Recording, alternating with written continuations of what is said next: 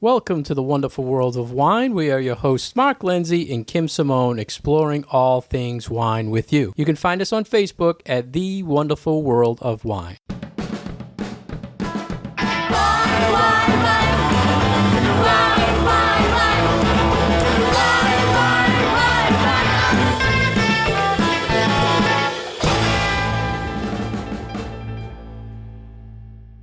Hello, everybody. Welcome to the wonderful world of wine. Kim, how are you today? I'm well, Mark. How are you? Great. Good. Always good to talk wine. And absolutely. Today, we're actually going to taste some wine. A new idea. I was always bugging Kim, and this week, I was looking around my wine cellar, and I saw a bottle of wine that I'm going to call it the lost bottle of wine. So we'll call this like the lost bottle episode. The Kim. lost selections. And I thought it would be good to go through our listeners. You find a bottle, and we hear this a lot from customers. They find something in their basement or their wine rack, and they're wondering if it's any good, or sometimes wondering what the heck is it. So what I did is I found this bottle, and I took a picture of the front and the back label, and I said to Kim, let's meet and talk about this wine and what we researched to find out about the wine. And at the same time, we're going to open it, and we're going to taste it with you. So Kim, we'll post also, so people know, I will post the pictures of the label. So we don't want to completely lose you on the radio as we're talking. So, Kim, do you want to explain what the wine is? Absolutely. I think this is a very fun experiment, by the way. And I do get questions all the time from my friends, get random texts with pictures from people saying, is this any good? And sometimes it's quite the find. And then other times it's like, ooh, maybe you should have drunk that 15 years ago. So there's a lot of variability. We do hear that people do, we have this idea that wine ages, but that wine doesn't last forever. So it's sometimes a fun experiment to see these bottles and see where they are in their lifespan. And yeah, maybe they are too old, or maybe they're drinking great. So these kind of things are sort of fun. So what we have today in front of us is a wine called Io, named after a character from Greek mythology. And it is a Rhone style blend. So it's predominantly Syrah, and it's from California, and it is from 1996. So we definitely have an older vintage on our hands here. And I think that this will be fun to open up and see what's going on with it. So that is the main thing. I'm in the cellar. I find this bottle. Obviously, it's been here for a while, Kim, and the label's very basic. It just has the IO. It says 1996 vintage. It says Santa Barbara County. And on the back, it does say red wine. I don't see the grapes on it, Kim. It says 64% Syrah, 19% Grenache, and 17% Mourvedre. So that's about it. And it says it's produced and bottled in California. So Kim is going to open it up. And we do have a decanter. Sometimes it's dangerous to decant an old wine because it can hurt it more. So we're going to pour a little bit in our glasses, and then we're going to pour the rest in the decanter. So we'll try to capture Kim opening and decanting and pouring and make you jealous you're not here drinking with us. Do you want me to do this now? Yes. All right, so Kim has the corkscrew in. It was a little risky. Now she's going to pop out the cork. She's nervous. Sometimes with these older bottles of wine, you get a cork that gets kind of crumbly, and you need to be careful. So I'm being extra careful. And it is cracking a little on the bottom. And Yep, it did break. I broke it. It's official. We messed it up, Kim. We messed it up. But it's common. It's common. I'm going to get my other corkscrew and try to get this cork out. So what happened is she got the actual cork has a date on it of 1996, and she got to the 19, and the rest kind of snapped off in the bottle. So now we're at a kind of a dangerous point because the cork could start going into the bottle. We don't have a filter other than a decanter, so we want to keep it clean and cork free so we're not chewing on the cork. So Kim has a special corkscrew to grab the little piece that's left, and she's going to do it in precision manner. It's like two little forks she's putting around the cork now, and she's going to slide it down into what's left and gradually pull it out, we hope. Okay, we're getting there.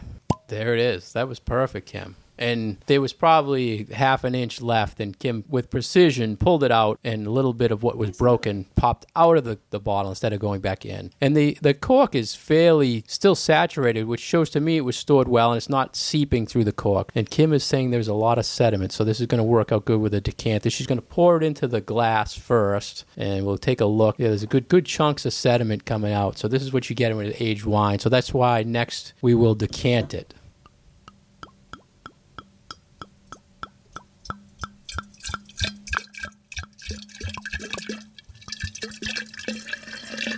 As you can hear, Kim is pouring it out nice. And she's not pouring the whole bottle into the can. She's going to stop with about 2 inches left in the bottle to keep some of that sediment in. And you can see the sediment on the side of the bottle that's been from years of being in the bottle. So now that we have some of this old wine in our glass and in our decanter, just like we do in our wine tasting classes, we go through the 4 steps of assessing what a wine is all about. And the first thing we do is look at the color. So I'm looking at the color of this wine held over a piece of white paper, and it is very brown, which is what one would expect from an older bottle of wine. I always like to say that wine, because it's a fruit, always wants to get to brown as it oxidizes. Just like when you cut up a banana or you slice an apple, eventually that fruit turns brown, and wine does the same thing because it is fruit juice. So we have a pretty brick brown color here. Yeah, it's definitely unique because the grapes in this wine are very, very heavy grapes, which when this is a young wine, this would be a very dark, almost inky type color of wine, and it has shed a lot, and that's what happens over the years. It sheds its color. And what's your opinion, Kim, on the aroma of this wine? A lot of times... Smells old. Smells old. It smells aged, right? Yes. Aged wine. And we say it all the time that a good percentage of the wine that people consume is not aged as much as this wine. We're talking 1996. You know, on the shelves now for red wine is 15, 16, 17s. So they have, an aged wine has what they call a bouquet. There's more than one thing. There's more than one aroma. It has a bouquet. So Kim and I will get geeky now and say what we're smelling. And aged is a aroma profile of an older wine. You can say it smells aged. But in more detail, Kim, what are you picking up? So there's always this bit of like nuttiness that I think goes along with older wines, like roasted pecans and things like that. This also smells very kind of leafy to me. Like, you know, when the leaves fall in the autumn and they're all brown and crunchy under your feet, I'm kind of getting that sort of a smell as well. Yeah, and sometimes they call that like forest floor. Forest floor, like, yeah. Yeah, I'm getting that. It's definitely an aged, and it's result of the fruit changing over the years and evolving. So Kim was risky and she took the first sip, which I'm glad. And don't be afraid. Okay, so it's not bad. Which it's not bad. Nope. It doesn't have any faults that I can tell aside from it just being definitely on the older side. So this, because it's Syrah based, like you just said, Mark, starts out its life big and bold and rich, and you probably wouldn't be able to see through it. But now that it has had a lot of time in the bottle and it's thrown a lot of that sediment, a lot of those tannins, a lot of that color, and a lot of that feeling that you get in your mouth, that textural feeling from the tannins that's all grippy and drying and gives a wine its richness. All of that is what is settling to the bottom of the bottle as that sediment. So it's lighter. It doesn't have a lot of tannin to it, but it still is very bright. Like, I'm still getting a lot of acidity to it, which is one of those other things that gives wine its structure and its backbone. So it hasn't fallen flabby or fat or anything. It's still nice and bright. So what I'd like to do, Kim, is when we taste, you might see this when you go to a tasting and you can kind of hear Kim doing it in the background, but we'll do it at the same time, Kim. We'll taste and then you'll hear what we do when we taste the wine. And I think when we did a show in the past with Jim, we did this. But listen to what we do when we taste.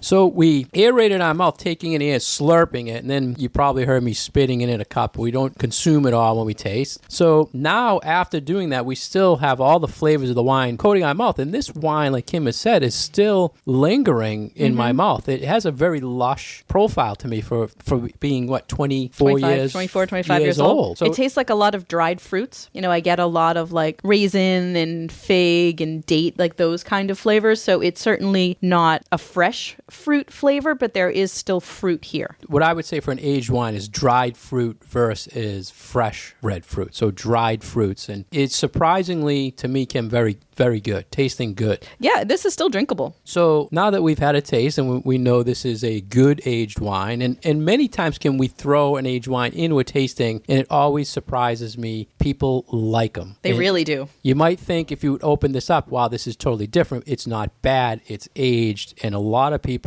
tend to like it, but unfortunately, there's not a lot of wine out there aged to try or to buy. Like, I would have not found this bottle. I would not put it on the shelf to sell because I did not know anything about it yet, and I didn't know if it was good. So now, Kim, let's talk to the listeners how we researched it individually.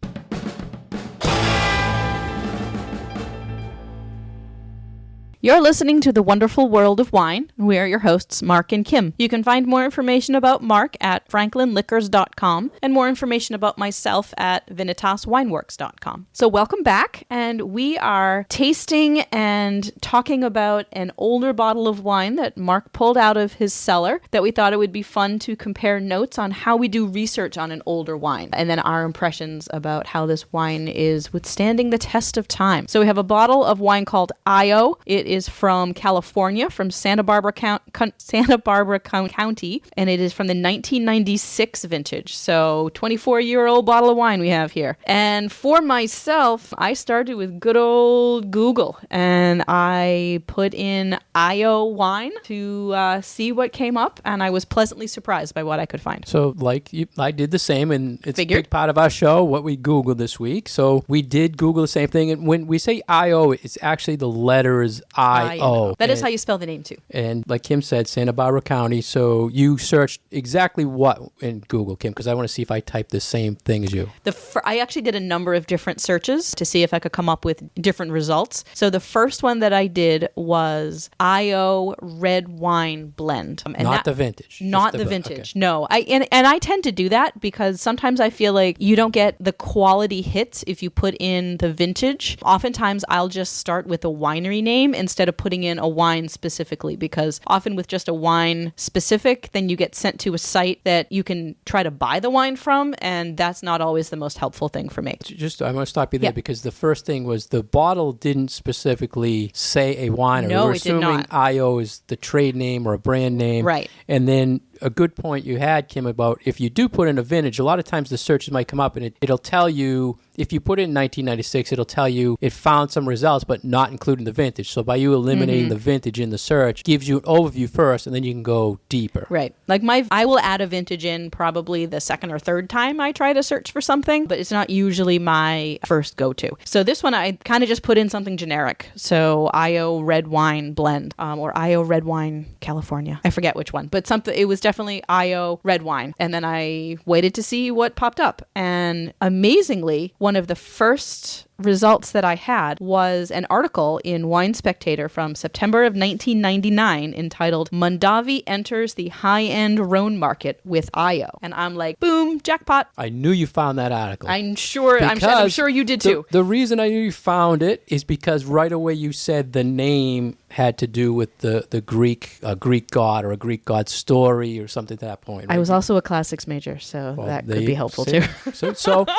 So right away we did a search and we both found that exact article from 1999. So Excellent. tell our listeners what little tidbits you got from that article to start. So this, I've actually got a quote from the article, and it says, like Mondavi's Opus 1 Bordeaux style blend, a single Io wine will be released each year with variations in the blend depending on the vintage. From the first vintage, 1996, so we have the very first vintage of this wine vintage. here. Probably one of the first bottles. Probably, right? because they only made 1,700 cases. So it says Mondavi has produced 1,700 cases. Io carries a substantial price tag at $40 a bottle, putting it among the most expensive Rhone-style wines from California. $40 is the high end for Rhone blends in the late 90s. Yeah. I thought that was very interesting. Yeah, and the price tag I had on it was 43. You spent When more. we, yeah.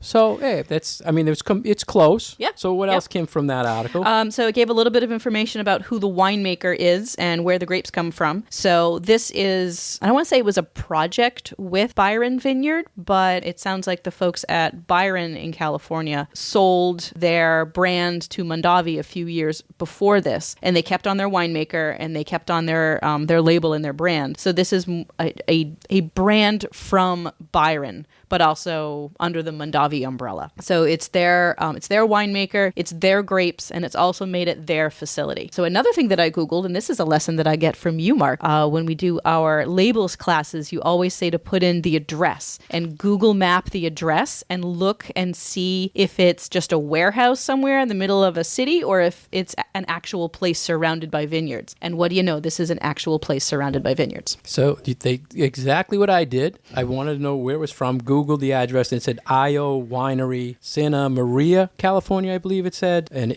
I had no hits of that location, but there are a ton of wineries and vineyards in that area. So Did you Google Byron? I did not Google Byron. I just put the exact address in, but Byron pops up on the Google map, which you saw, correct? Right. So that was the facility that it took me to. Was So we Byron saw Vineyards and Winery. the same things, and from the article we were talking about that Greek mythology, the Io supposedly is a figure a princess who seduced Zeus was in that story too. So I don't know what it has to do with the Grenache. But. So what next, Kim? We're on the same page so far. Right. We searched the same things. What else? Then next, I went to my favorite handy site for looking up older bottles of wine. So I went to cellartracker.com, which is where I go to look up older vintages of wines and to see how wines are coming along with their aging. It is a website that does crowdsourcing as far as wine reviews, and it's just regular old people who are tasting wine and are interested in putting their opinions out someplace centralized. There weren't really a lot of hits on this one. I only found 2 reviews on Cellar Tracker from about 10 years ago, or maybe even more. But that's usually my go-to site for looking for this kind of information. So on your Google search, was the Cellar Tracker like on the first page, like one of the first few hits that came up? I didn't notice because You just after I go did to my it? Google, I went directly to cellartracker.com. So when I put in Google search IO wine Santa Barbara County 1996 tech sheet looking for technical information. I put the whole thing. In the top 4 hits were Cellar Tracker, Wine Searcher, and Wine Enthusiast reviews, and Vivino. So all the consumer tasting sites where people put reviews. And Cellar Tracker, like you said, there was like 2 to 4 reviews. The last I think was in 2006, and it had like an 87.5 average. Yeah, that sounds rating, like the one that I found. which too. is good because you're always looking for some feedback. I didn't if think it's to good. put in the tech sheet, but that's something that we do all the time, and it didn't even occur to me to do that. So Yeah, I'm glad that you did couldn't that. find the text sheet. No. But before I did a Google search, I went to a vintage search. I wanted to find out 1996. Is this good right now? Is this rated good? So I started with a vintage search. I went to Wine Spectator first, and the Rhone blends from this region of California, the vintage chart only goes back to 1997. Oh, so, no. Yeah, so you were 1 year off. 1 year off. So Wine Spectator was no help. Then I went to Wine Enthusiast, who just came out with their 2020 vintage chart, and it rated the vintage of 1996 in this region a 90 point. So a good vintage, but it said it's possibly right now in decline and maybe undrinkable. So the only way we knew is by opening it. I would say it probably has lost a lot of fruit, but it's not undrinkable. Right. I would say definitely in decline. This is not a wine that is going to appeal to everybody, or maybe not to the majority of wine drinkers, because it is so different from what you expect out of a good glass of wine. It's just that it's, got so much age on it. But no, it's definitely not undrinkable. Not at all. So you use Cellar Tracker, you said. I like Cellar Tracker. Okay, Yep. so now here's what I like. I want to see if we're on the same page. Why you like it, why I like it. When you put in any wine in Cellar Tracker, it has all sorts of things it tells you about the wine. So it'll say other websites it'll bring you to. It tells you about the grape. You can click on the grape. You can click on the region. You can click on the producer. And it keeps taking you places for more and more information. Is that do you use that for anything? Not at No? all. Nope. I So never you- use that Really? part of the Wow. website. I use it for a couple of different things. I use it because it will give you the same wine in however many vintages are available, and I love that. I love that you can put in just a wine name, and then it might list every vintage that it was produced from 1980 whatever into whatever currently is released, and you just click on the button with the vintage and it'll bring you to the reviews of that particular vintage. I really, really like how it's set up. It's funny how we see different things in the same website. Yeah, that's because I great. was looking to the left on the site, and it said articles, and it said producer, and you clicked on it, and it brought me unfortunately to a Japanese website. So that the IO thing Your is no computer longer. is now Yeah. full of spam. Then it said Santa Barbara, and you could click on that, and that brought up Google Images of Santa Barbara. And then it had a Wine Advocate link to a review, a Wine Spectator link to a review. So a lot more to take you to learn about the wine. So. And I like it too because it gives you a date range of drinkability, which isn't 100%. And people's ideas of what makes for a tasty drinking wine versus an over-the-hill wine can be different. But I really like the that aspect of this site too, that people give you their impressions of whether this bottle is still drinking well, or if it's still too young, or if it's too old. I really like kind of having that information, and then I can make my own decision as to whether I think this wine is still good or not. So we Google search it, we looked at the location, checked vintage. The other thing I wanted to know from doing Google addressing of the bottler, I wanted to know Santa Barbara County. Like, show me where it is. So, a nice review. So for our listeners, Kim, Santa Barbara County, located southern end of California, Central Coast, they call it. Probably north of LA, west of Bakersfield. I mean, I think if I get my California Pacific Oceans, the west and south of it. So it's coastline. Climate-wise, it has that, you talked about this in the past, Kim, it has the breeze, cool breezes in the day. Depending on where you are, it's warmer, but then it does have that nice breeze from the Pacific Ocean. I really like Central Coast wines. They're very diverse. You have some regions that are really hot and so produce more hotter climate wines, and then you have some other ones that have more of those cooling breezes, so that you have more, Pinot Noir, more Riesling, those lighter sort of things. But Syrah and these other grape varieties actually do particularly well in those warmer places. So this is a good indication of one of those warmer climate Santa Barbara wines. So you mentioned diverse. That's the big highlight for the soils in the area, very diverse soils. So within Santa Barbara County, there are 6 individual American viticultural areas that are broken down into this region. So you've probably heard in the past, Santa Maria Valley, Santa Ynez Valley, Santa Rita Hills, Happy Canyon, Ballad Canyon. There's another one I'm missing, but there's 6. And this comes from 2 of those. And it comes from 2. So it's a blend from 2 regions. So that's the thing for me. Where's it from? Who's behind this, which we got in that wine enthusiast story. I don't think I researched anything else. The alcohol was 14.1. We knew it had a cork because it broke, but Kim was magical and got it out. There was some good information I saw on Wine Searcher, which is another great website for consumers, and it gives a popularity of a wine in the database. Oh. And this wine was at 59,146 in popularity on the website. So not very popular wine, which tells a lot of people haven't tried it. The average price on that was $48. And its suggested food, Kim, was to have this with lamb. I can see that. Would you still, at this point, being this age? Okay, so that's what I was saying.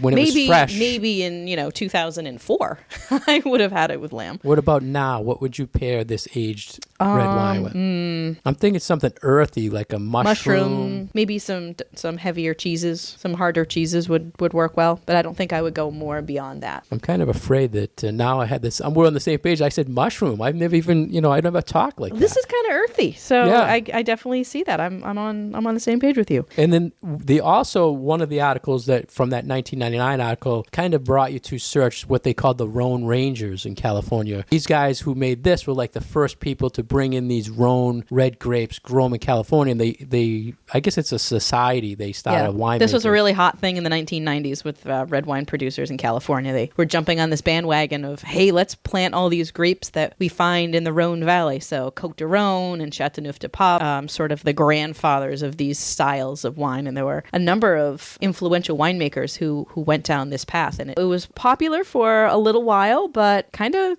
fizzled out a little bit. And the winemakers who made it was mentioned that this IO wine was the first to use an actual Australian Shiraz grape planting that they brought over. Yeah, so they brought grape cuttings from Australia and planted them in California, correct? Yes. If I understood that right, which is very different. That is definitely an unusual thing to do. And Mondavi was behind it, wanting to do this, which at the time wasn't popular in America. That's why they started at 1,700 cases. I think they went up to maybe 3,000 cases. I couldn't see if it's still made. I didn't see, on the website. I don't think it's made any longer. I do not think so. From what I could gather, it seems like 2006 was the last vintage. They didn't make it every year. It sounds like the 1999 vintage was a particularly good one. And I think they made an 06 and an 04 and then a few vintages before that. But probably, I would say they didn't make any more than 6 or 7 vintages of this wine. When I was doing one of my Google searches, came up with a link to a reference in a little wine guide from 2007. The gentleman who's a sort of a wine guru, he writes a bunch of books. His name is Anthony Diaz Blue. And one of his wine guides, he described the wine as always rich and extracted, but a bit ambitious in pricing, which I thought was a really cute and clever way of saying that maybe this wine is overpriced for what it is. But what I then found was that he lists a website for this wine. So once upon a time, there was www.iowine.com. And so, of course, I had to click on iowine.com, but it is no Japanese longer site? active. Nope. It was just this website is no longer active. So was that an article or a book it led you to? It led me to an entry in a book. Okay, so I think we hit the same thing because Maybe. I found an article that led me to a Google book page of the American Rhone, How Maverick Winemakers Changed Drinking in America. Was that the same book? No. So this was a whole... This was a different So, book. wow. So Google took So us we found two different things. I like Very now interesting. that Google Books are in the Google searches. You ever notice Yeah. that? Then you can read a couple pages where it Yeah, actually so it's like found there's the tag. a reference to an ebook. Yeah, I thought that was very handy as well. So any other interesting things you find? I think we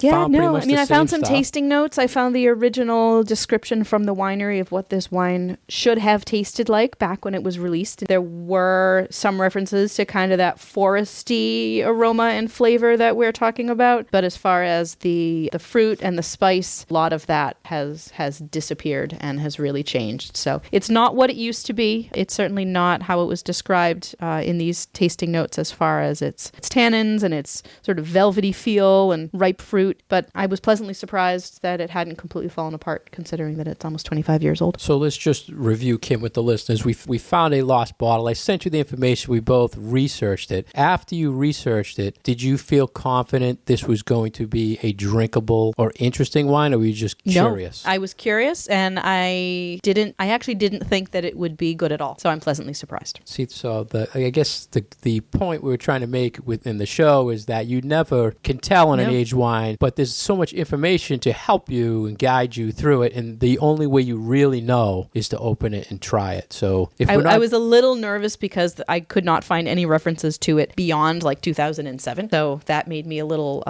concerned that there just wasn't any more out there, or that if people were opening it to try it, then they were just dumping it out because it had gone bad. But This is probably the $1 million bottle we just opened here. Maybe. Limited. I know, very limited. And you Now. can't get ill on something like this either. A lot of people are nervous. Yeah, I think that's a good thing to emphasize, is that, when we talk about quote unquote bad wine, it's not anything that is going to hurt you. And, this hasn't even turned into vinegar. So it's just, fruit juice that is starting to lose its luster, I guess you can say, but nothing in here that could be damaging to your health, more so than a regular bottle of wine can be. So we'll post a couple of pictures on our Facebook page of, we'll take a picture of what the color of the wine looks like in the label, and so you can see what we drank and talked about on this show.